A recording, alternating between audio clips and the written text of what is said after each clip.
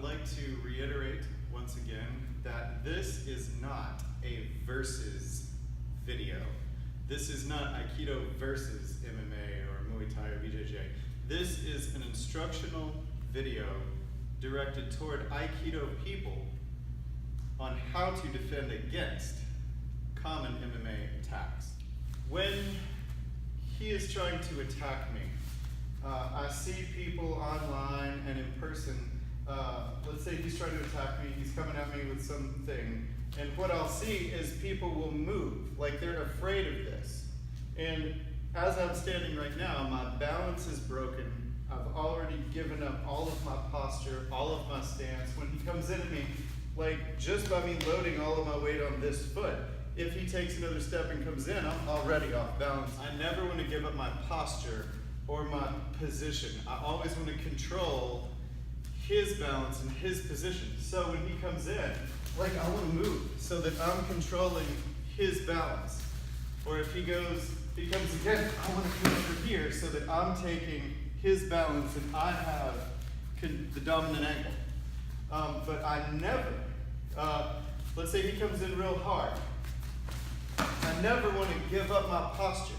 He might move all of me back like he did just then, like he's moving all of me back, but he's not breaking me over.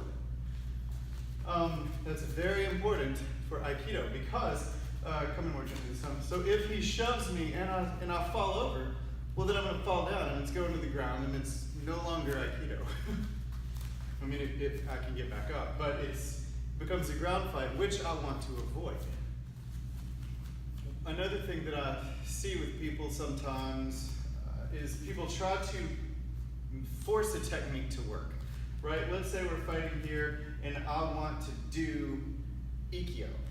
I see people reach out here and give up their posture and try to make Aikido work. Or reach out for something and try to make a technique work. That's not Aikido. Aikido is when he punches at me, I'm just there and then I have the technique. Like I'm blending with him, whether I'm passing him or going behind him, the technique shows up. I am just getting out of the way so that he's coming in and then I have the technique. I'm not pre-deciding what technique I want and then forcing it to happen. With technique, I don't want to break my posture. I don't want to reach out for it, right? If I'm reaching out over here, like he's dancing around and we're here, I don't want to try to reach and throw my balance away in order to try to force something to work. It doesn't work. I've seen people online, I've seen people in person who seem to be afraid, like they're too afraid to come in, so they reach out where they feel like they're safe, and then they're actually in danger. So if I'm reaching out trying to make something work, he's trying to take my balance just like I'm trying to take his, so all he has to do then is throw me on the ground. I don't want to be thrown on the ground, so I don't want to give him an unnecessary advantage. In Aikido, when we're beginners, we will set up, and let's say I'm going to strike him with this hand. We'll set up, we'll take a great big step back, and then we'll step in with this great big exaggerated attack. That serves multi-purposes, but it's really like a basic, fundamental learning exercise. And I hear people say, nobody attacks like that, but they do, it's just smaller. Let's say this center line right here, right? This line right here on the mat. To reach me, he has to move forward, right? He has to move forward across that line. If he's gonna hit me with that hand without coming across that line, he can't reach me. So, punch, he can't hit me. If he kicks me, he can't reach me either without coming across that line, right? Try it. Without coming across that line, he can't reach me. So with the Aikido basic practice where we take this big exaggerated step in, what we're learning is how to recognize distance. And in real life, even if we're close, I still have to come in to hit him. I mean, from here, I can hit him. Even if I can touch him, it's not going to do much. I have to come in order to move him, right? So even if we're close enough to touch each other, there's no real impact there. I still have to come in, even if it's the same side, it's like a jab. So I want to illustrate that. So if I'm this far away and he's punching and kicking, throwing whatever combinations he wants, he can just throw around all day long, straight kicks, round kicks, punches. As long as he doesn't cross that line, you know, just keep going, keep going, keep going.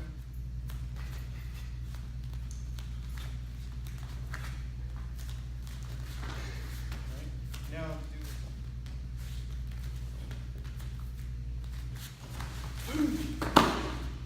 without him coming across the line, without him coming forward, he can't reach it. So with Aikido, I want to maintain whether or not he can reach me, and I decide when to enter and when to go away. I may not have a lot of time to decide, but I want to be in control of that distancing. So when he's coming, I want to be out of the way and pass him, or I want to get out of the way and lead him off balance, right? So as he's coming in, I'm getting out of the way and leading him away from his balance and down. So as he's coming, I'm leading him off balance, further and further off balance, or spiraling him down or spiraling him up. So if he's coming in, I'm coming up and dropping. But I'm controlling the line of attack and the distance. Scott, when you're using Muay Thai or whatever with your MMA, how would you set me up to take me down? Like what punches or kicks, what would you do? What combination would you use? All right, I may throw a fake jab just to set it up, so that way you're focusing on my hand when I throw that punch. Okay. And then when I come in, I may fake even a kick, and then come in. Okay. And take that. And then you step across. Let's say I'm giving contact. Yeah. What we want to do with Aikido is not only control the distance and control whether or not we enter, when we back away, but we want to try to shut down the opponent's future movements or opportunities.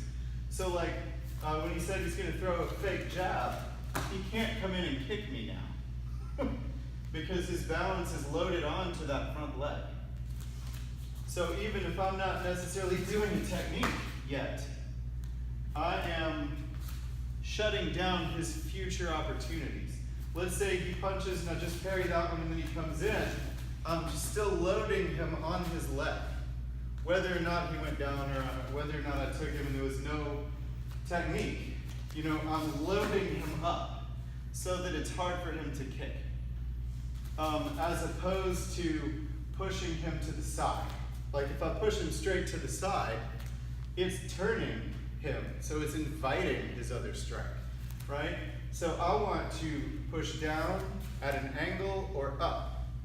So I want to push him down at an angle so that it loads him onto his feet but out from in front of me. Or I want to push him up at an angle so that it moves him off of his balance. So when he comes in, I want to cut him down at an angle. When he comes in, I want to take him up and around. But I want to constantly load him somewhere that he doesn't mean to be. Right? So if I was moving around for Shionage, but he fell down anyway, so that's great. Which is great, because my goal is to drop him. However that happens. So if I'm moving around here, I'm loading him onto his feet, and I'm turning his shoulders away from me.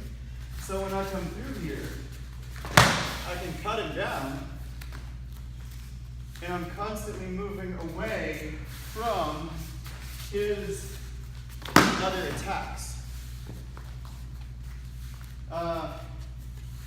Let's say he's just coming in to grab me. booby goaty. You know? So I want to still kind of drop it offline. So he's coming in, and I'm cutting his fingers down. But I'm loading him onto his lead leg, and I'm turning his hands away from me. So if he's coming in again, that same one again, I'm bringing this hand where you can't hit me. Right? Or kite nage, like I did a moment ago. He's loaded up, and his other hand can't hit me, and his weight is on this foot, so he can't attack me. So I'm eliminating his other options while I'm moving him. Dealing with straight kicks. If he's going to kick straight to me, I don't want to stay on this line that he's kicking. So when he kicks, I want to move out of the way. Whether I move backwards, just like a punch, or forward, I want to move where he's not kicking me. Or with it, but straight kicks are easier to just directly enter or back off of. Bringing the wheel into it, if he's kicking me, it just comes right up because my wheel is still coming. You know? So as he's kicking, I just step offline.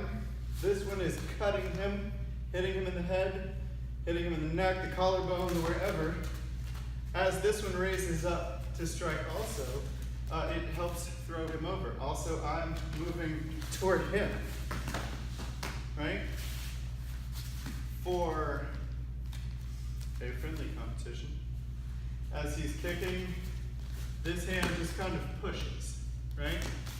But in reality, what I want to do is I want to cut. And I want to cut in his eye socket, right? Or in his neck, or his collarbone. Boom! Because that'll get a lot more bang for the buck. So as he's kicking, I am cutting him down. And then I'm still up and ready.